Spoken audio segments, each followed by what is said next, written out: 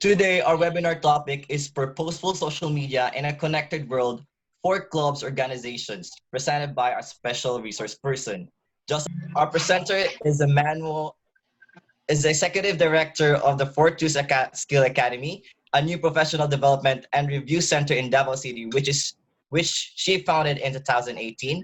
She is a graduate of Doctor in Philosophy in Nursing from San Pedro College in Davao City, and she earned her Master of Arts in Nursing from the Philippine Women's University in Manila. She has also completed the Student Affairs and Services Practitioner Program from the University of Santo Tomas in 2018. At, at the present, she conducts lectures and reviews for International English Language Testing System, or IELTS, and teaching English to speakers of other languages, or TESOL program. She's married and blessed with one son. Let me call on Miss Cherry May Mencias Manuel. Media as a set of rules for acceptable online behavior. So proper etiquette, of course, is nothing new for most people, especially as student leaders, because every year, I believe, we have our orientation, and that includes how we should behave as student leaders. So now we are in, embracing the digital platform. So we are now having our social etiquette. In a digital age where the unwritten online rules are constantly changing, proper netiquettes may seem a bit mystifying. So add in the atmosphere of an online classroom, and suddenly the proper netiquette guidelines don't seem as easy as a simple please and thank you thing. To one rule of thumb, and that is to adhere to the same standards of behavior online that you follow in real life. In real life, in the classroom, we are taught to be respectful. We are taught to be kind, right? So that is just the same rule, whether in the classroom setting, inside your school setting, or in a virtual setting. The rule of thumb, student leaders, do not forget that you have to adhere to the same standards of behavior online that you follow in real life. While it can be argued that standards of behavior may be different in the virtual world, they should not be lower. You should do your best to act within the laws and ethical manners of society whenever you inhabit cyberspace. Would you behave rudely in a virtual world over someone face to face? Hindi porke nasa virtual world, we will already behave rudely. On most occasions, of course, no. Neither should you behave this way face to face. So being rude is not acceptable either face to face or in a virtual world. Okay? So what are the core rules? Of course, there are a lot of basic rules in etiquette, no? But I will be sharing to you core rules, and everything else will follow. So first, remember the human. Okay, who are you communicating with? Who are you interacting with? Of course, we are all interacting with human beings, even in a virtual world. When we are communicating electronically, whether through email, instant message, discussion post, text, or some other method, practice the golden rule. And what is the golden rule, dear students? The golden rule: do unto others as you would have others do unto you. Right? Remember, your written words are read by real people, all deserving of respectful communication. So before you press send or submit, ask yourself, would I be okay with this if someone else had written it? Do the message. So, as part of this, number one core rule is setting a respectful tone. Okay? And that includes, of course, giving respect. When we set a respectful tone, it's a way of giving respect, and in return, you will get respect. Every day may feel like casual Friday, like perhaps kanina, it's just any ordinary day that we are just inside our houses, right? But in an online classroom, you might not see anyone in person, but a certain level of formality is still expected in your communication with your teacher, with your speakers, or with your classmates. So, in addition, it's a good netiquette to use respectful greetings. Okay? Saying please, saying thank you, being kind, and being professional, of course, is applicable as we are all dealing with humans. Yes, we may be in a digital world, but we are not merely computers. We are human beings who are affected but by how other people behave and treat us. The same in our remember the human, no yelling, please. Okay, in the classroom, the teacher will always remind us to not shout, to not yell. The same thing. In the virtual world, no yelling, please. Good thing about Zoom is that the host can just mute the participants. Okay, like right now, I cannot hear any one of you, so I can just speak as much as I want, but the time that you want to speak, you can just unmute it because there is a digital setting for that. So it's a good thing. Always remember that there is a time and place for everything. But in most situations, like for example, when you type, and when you type in caps lock, to share their knowledge, but make sure that that you share expert knowledge. Remember that the internet offers many benefits. One is the ease in which information can be shared or accessed, and in fact, this information sharing capability is one of the reasons that internet was founded. So in the spirit of internet's founding fathers, share what you know. When someone will post a question and receive intelligent answers, share the result with others. That is why we need to speak. We need to speak out of our idea because that might be an expert idea or an expert answer and or an intelligent answer that needs to be shared. So share that so that others will also know.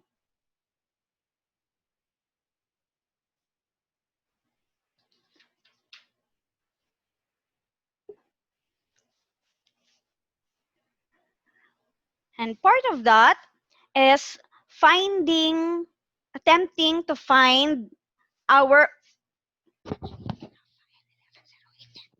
attempting to find your own answers, right? So we are using the internet. We can just Google whatever information that we don't know. So if you're confused or stuck on an assignment or on a question being posted online, your first instinct may be to immediately ask a question. So that will be okay because it will elicit interaction among the participants. But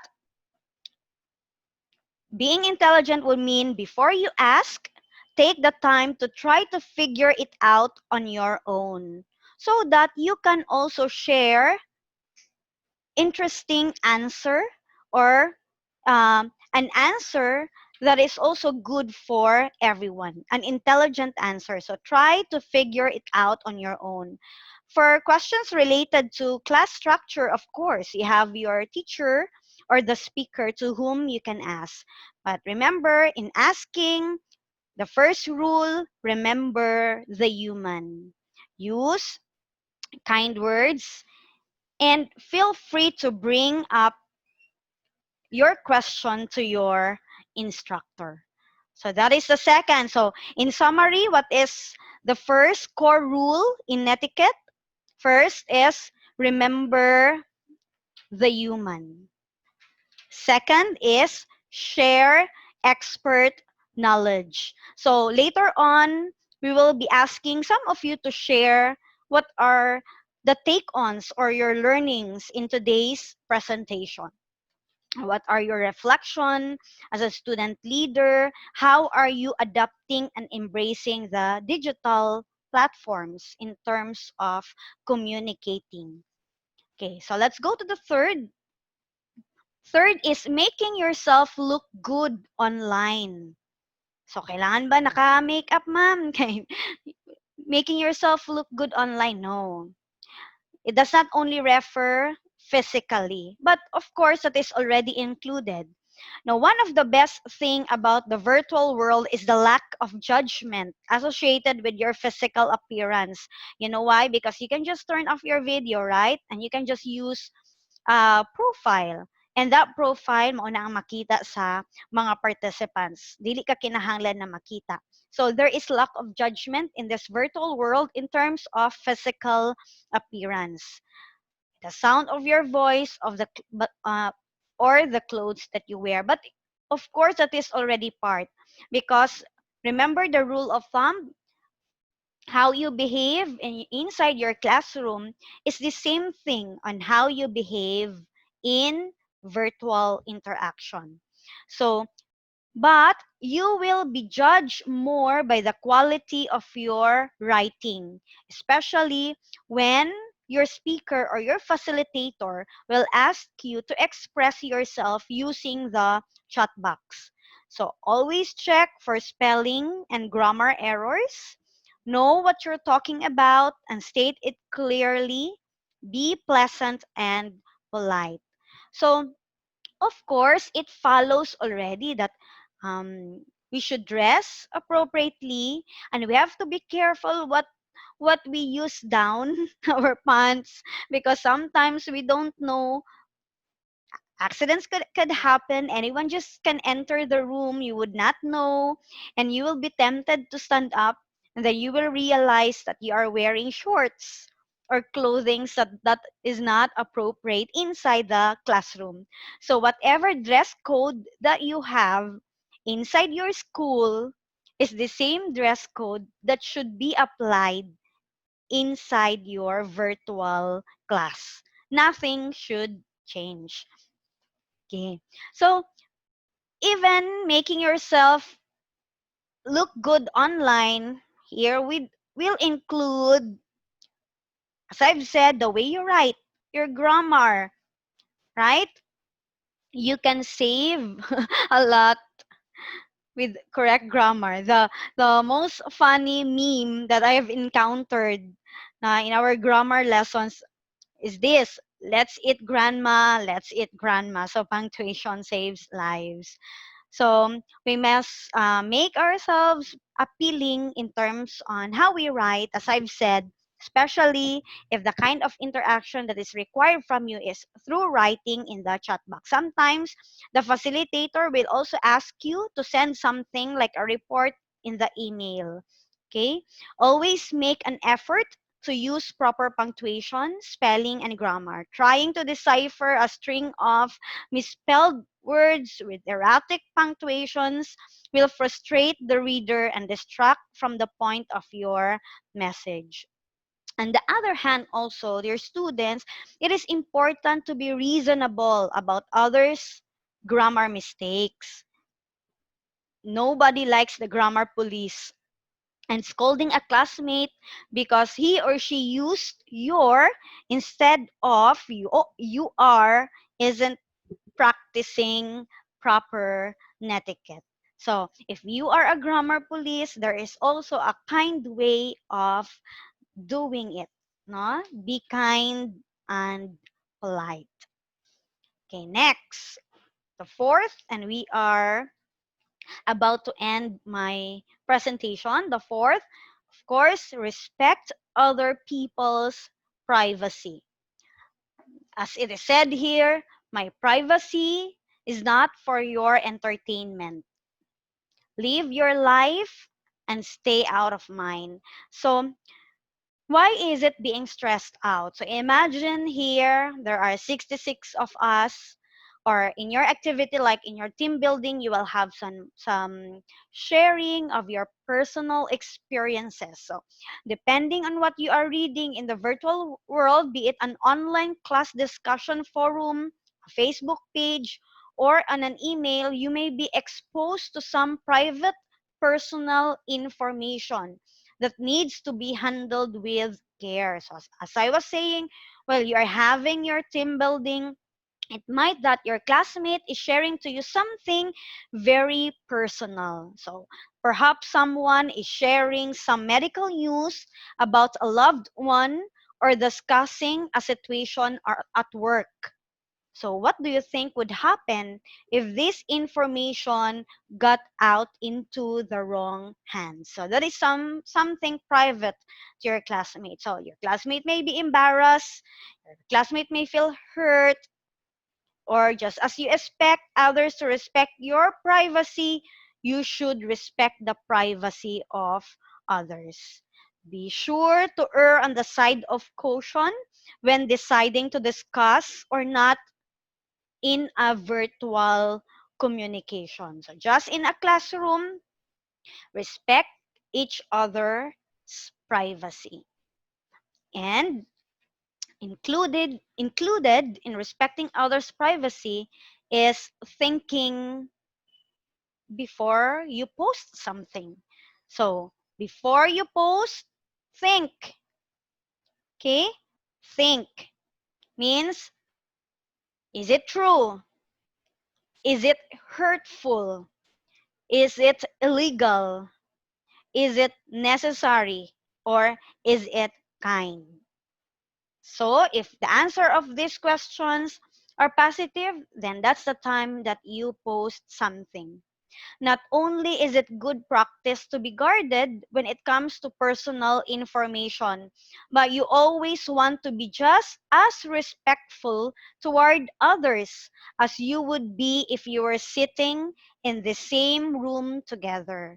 So the rule of thumb to follow: if you're comfortable standing in front of a classroom and saying your message, then it's most likely okay to share. So that is the rule of thumb. Again, before you post, think. T, is it true? H, is it hurtful? I, is it illegal? N, is it necessary? K, is it kind?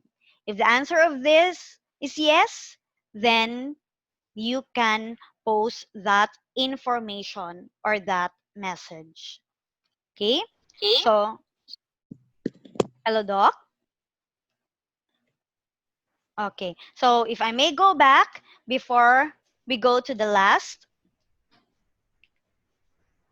the rule of thumb in etiquette: adhere to the same standards of behavior online that you follow in real life. And the first core rule: remember the human. It means setting a respectful tone, giving respect in the best way you can, no yelling, don't abuse the chat box. The second core rule is to share expert knowledge. Attempt to find your own answers, because maybe your classmates will find your answer valuable, or is it an intelligent information to share with others. The third, make yourself look good online, not only physically, but in your writing. And the fourth, respect other people's privacy. If it is not your story, then do not share it unless permitted to do so. And before you post, think, is it true, hurtful, illegal, necessary, or kind? There are things that you cannot anymore take back. Missed opportunity, wasted time, and spoken words. Remember that, dear leaders. Three things that you cannot anymore take back, especially in social media: spoken words, wasted time, and wasted opportunity. So, fifth and the last input that I will be giving to you is this: we should also be, as a human person and as a human being, we should be forgiving of other people's mistakes.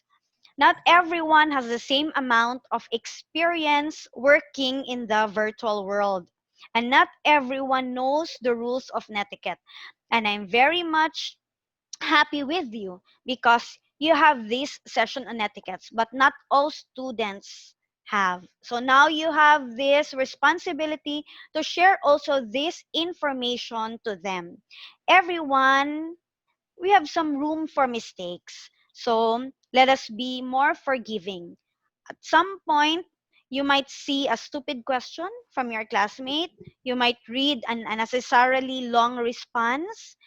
You might encounter misspelled words. When this happens, the rule there, just practice kindness and forgiveness as you would hope someone do if you had committed the same offense. If it is a minor offense, you might want to let it slide.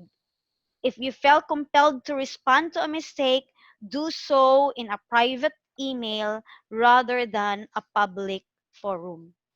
Common mistakes that we have, especially in schools, in students, the rants, they will put it in their social media accounts.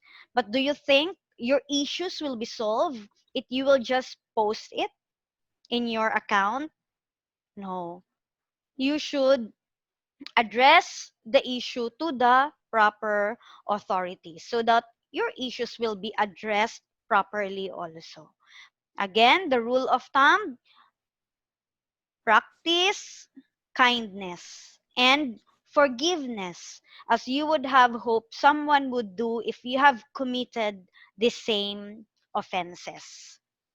So that's the fifth and the last sharing that I will be giving for you this afternoon. With that, thank you everyone. Thank you, dear, for this To our fellow GPCNs on platforms.